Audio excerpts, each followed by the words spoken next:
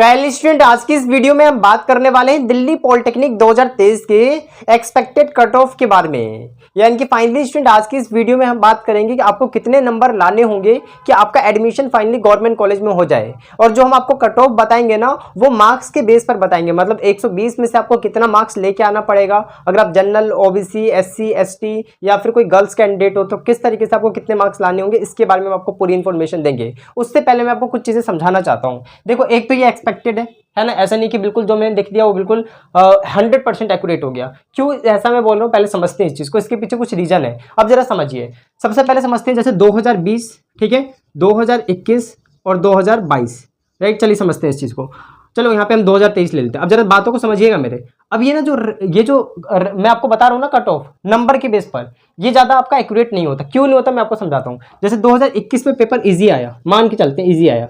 अगर paper easy आया तो बहुत सारे बच्चे अटेंड करेंगे। 120 मार्क्स का क्वेश्चन है, मतलब 120 नंबर का जो भी है, समझिए पहले 120 मार्क्स का है जो टोटल, बहुत सारे बच्चे सही करेंगे। हो सकता है एक बच्चा बहुत बढ़िया, मतलब बहुत अच्छे नंबर ले आए, मतलब हो सकता है कट ऑफ इस टाइम क्या चल जाए और हाई चली जाए, मतलब नंबर ज्यादा गेन कर ले बच्चा। हो सकता है कि 110 तक चले जाए नंबर, बच्चा 110 ले आए, 120 भी ले आए, ऐसा भी हो सकता है अगर इजी आ गया तो इस टाइम क्या होगा, नंबर का आप देख रहे हो, नंबर का कुछ अता पता नहीं है ना। नंबर आप सोच रहे हो, अगर पेपर कठिन आ गया तो हो सकता है कि बच्चा, मतलब कि जो बहुत स्मार्ट बच्चा है वो भी सिर्फ 30 ही क्वेश्चन कर पाए।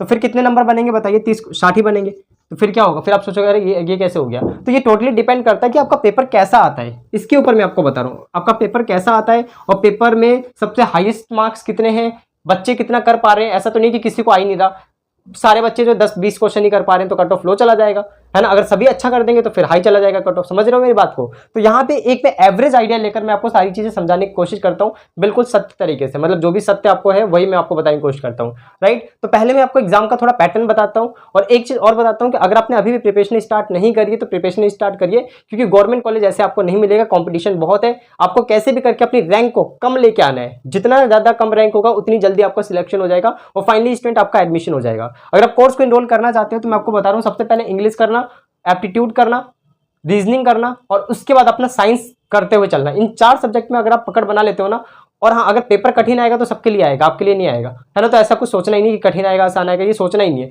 बस जैसे मैं बता रहा हूँ वैसे करो, प्रीवियस ईयर का क्वेश्चन पेपर अटेंड करो, बिल्कुल हो जाएगा आपका सिलेक्शन। अगर आप दिल्ली कैंडिडेट हो, आउटसाइड वाले हो तो थोड़ा सा ज्यादा मेहनत करना पड़ेगा। बाकी डिस्क्रिप्शन बॉक्स में लिंक मैंने दे दिया, वहां से जाके इनरोल कर सकते हो 499 में पूरा कोर्स, राइट। अब यहाँ पे स्टूडेंट हम एक बार पैटर्न की तरफ अपने नजर डालते हैं। तो जो पैटर्न है आपका, टोटल क्वेश्चन कितने होते हैं, 60 क्वेश्चन होंगे इस बार की बात हो रही है।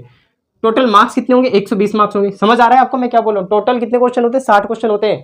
टोटल मार्क्स कितने होंगे, 120। यानी कि एक सही क्वेश्चन करने पे 2 नंबर मिलते हैं। तो 60 क्वेश्चन करने पे मैक्सिमम मार्क्स कितने होंगे, 120 नंबर होंगे। अब यहाँ पे जो मैं कट ऑफ आपको बता रहा हूँ उसकी एक शर्त है कि मैं आपको मेन ब्रांच के लिए बता रहा हूँ। मतलब क्या है, जैसे मैकेनिकल के लिए, सिविल के लिए, इलेक्ट्रिकल के लिए, कंप्यूटर के, मतलब इसकी कट ऑफ हाई जाती है। और फार्मेसी वाला अगर बच्चा है तो रुक जाओ, वीडियो में रुके रहना। लेटरल एंट्री वाले हो तो रुके रहना। सबसे पहले मैं आपकी बात करके खत्म कर दूंगा, फिर मैं बात करूंगा इन जो फुल टाइम वाले बच्चे हैं ना, जो 10वीं के बेस पे फॉर्म भर रखा है उनके बारे में, क्योंकि आपके बारे में कम इन्फॉर्मेशन होती है तो उसको हम पहले दे देंगे, राइट। अब यहाँ पे समझते हैं। अब ये क्या है, ये जितने भी ब्रांच है ना, इसकी कट ऑफ बहुत हाई रहती है, मतलब हाई रहती है। बाकी सबसे हाई रहती है, इलेक्ट्रॉनिक्स हो गया और जो भी है उनसे हाई रहती है थोड़ी। इलेक्ट्रॉनिक्स भी सही ब्रांच है, मैं लिखा नहीं, लेकिन मान लो मेन यही है क्योंकि उसकी सीटें बहुत ज़्यादा है, तो कट ऑफ हाई इनकी रहती है। तो अगर मान लो मैंने बोल दिया भाई 3500 पे आपको मैकेनिकल मिल जाएगा, 3500 पे आपको मैकेनिकल मिल जाएगा अगर आप जनरल दिल्ली से हो तो इसका मतलब क्या हुआ, इसका मतलब ये हुआ कि आपको 3500 पे मैकेनिकल अगर मिल गया तो मान के चलिए आप ये कि आपको इलेक्ट्रॉनिक्स में मिल ही जाएगा। सोचिए ना, खुद दिमाग लगाइए, क्योंकि इलेक्ट्रॉनिक्स की कट ऑफ इससे ज़्यादा लो रहती है। समझ पा रहे हो आप चीज़ को। तो ठीक है, हम इसीलिए हाईएस्ट जो भी मेन ब्रांच है उसके बारे में हम बात कर रहे हैं। तो चलिए इस वीडियो को हम स्टार्ट करते हैं। उससे पहले मैं आपको फार्मेसी वाले बच्चों के बारे में बताता हूँ। जो भी स्टूडेंट फार्मा करना चाहते हैं तो आपके लिए टोटल सीट है गवर्नमेंट में 150, ठीक है। उसमें से गर्ल्स कॉलेज है, यानी कि बॉयज़ के लिए सिर्फ बची 75 सीटें, उसमें भी गर्ल्स आएंगे कुछ और बॉयज़ भी होंगे। तो मान के चलिए अगर आपकी रैंक्स 100 होती है, कितनी होती है, ध्यान से सुनिए मेरी बात को, 100 कहाँ, दिल्ली कैंडिडेट, तब आपका एडमिशन हो पाएगा। अगर आप आउटसाइड दिल्ली से बॉयज़ की बात कर रहा हूँ मैं, तो आपकी रैंक होनी चाहिए 50 के आसपास, तब आपका सिलेक्शन हो पाएगा, नहीं तो नहीं होगा। सिंपल सी बात है ना। खुद दिमाग लगाओ, 75 सीटें, उसमें गर्ल्स भी कुछ आएंगी, तो बॉयज़ के लिए तो बहुत कम बचा। अब मैं बात करूँ गर्ल्स के लिए फार्मेसी में कितना लाना होगा। अगर आप दिल्ली कैंडिडेट है तो अगर आप लेके आ जाते हैं मान के चलिए 150 के आसपास, ठीक है, तो आपका हो जाएगा। और अगर मान लीजिए अगर आप आउटसाइडर कैंडिडेट है तो फिर तो आपको 100 के अंदर लाना ही पड़ेगा। अगर ओबीसी वगैरह है तो भाई 50-50 रैंक बढ़ा सकते हो, लेकिन इतना आपको लेके आना पड़ेगा वरना आपको सिलेक्शन नहीं होगा। सबसे हाईएस्ट जो जाता है ना, फार्मेसी वाले का जाता है। ये मैंने आपको ये रैंक बताया, नंबर नहीं बताया, ये रैंक बताया मैंने। नंबर तो आपको बहुत गेन करने पड़ेंगे, नंबर आपको बहुत लाना पड़ेगा। मान के चलिए 110 100 तो कम से कम लेके आना पड़ेगा अगर आपको किसी भी तरीके से सिलेक्शन चाहिए तो 100 90 इस तरीके से। मैंने आपको ये रैंक बताया, मतलब जितने बच्चे पेपर देंगे उसमें से आपको 100 नंबर पे आना पड़ेगा, ठीक है। तो चलिए इसकी बात हो गई। अब लेटरल एंट्री वाले बच्चों के लिए मैं बताता हूँ, लेटरल एंट्री वाले जितने भी स्टूडेंट हैं, अगर आप जनरल कैटेगरी से, अगर आपको इनमें से कोई भी ब्रांच लेनी है, दिल्ली कैंडिडेट, दिल्ली जनरल की बात हो रही है, तो आपकी रैंक होनी चाहिए 200 के आसपास, सॉरी 200 के आसपास होगा तो हो जाएगा, 200 या 250 के आसपास हो जाएगा तो हो जाएगा। और अगर आप दिल्ली कैंडिडेट हैं और अगर आपके पास ओबीसी का है, क्योंकि आउटसाइडर वाले तो भर ही नहीं पाते हैं ना, तो अगर आपकी रैंक होती है 300 के आसपास तो हो जाएगा।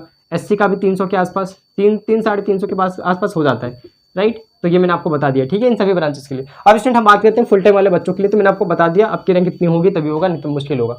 अब स्टूडेंट हम बात करते हैं जो भी हमारे कैंडिडेट है ना इनके बारे में। अब देखिए यहाँ पे अगर मैं जनरल की बात करूं, अगर आपकी कैटेगरी जनरल है, दिल्ली से है, तो आपकी रैंक अगर 3500 होती है ना, कितनी 3500, तो आपका एडमिशन आराम से हो जाएगा, ठीक है। 3500 अगर आपकी रैंक होती है तो। और अगर आप आउटसाइडर हो तो वही आपकी रैंक होनी चाहिए 2000 या 2500 मान के चलो, 2500 अगर हो जाएगा तो आपका हो जाएगा, मिल जाएगा आपको आराम से सीट गवर्नमेंट का। और अगर आपके पास ओबीसी या फिर ईडब्ल्यूएस है तो ये बहुत अच्छी कैटेगरी दोनों है ना। अगर आपकी रैंक इसमें अगर आप मान लीजिए 4000 भी होती है, 4500 भी होती है, तब भी आपका एडमिशन हो जाएगा, ठीक है। ये वो जो ब्रांच है मिल जाएंगे आपको। और अगर आप आउटसाइडर होते हैं तो आपकी रैंक होनी चाहिए इसमें 3500 के आसपास, ठीक है। 3500 ज़्यादा बोलते हैं, 3300 या 3500 मान के चलो, 3300 मानो, इतना आपका होना चाहिए, ठीक है।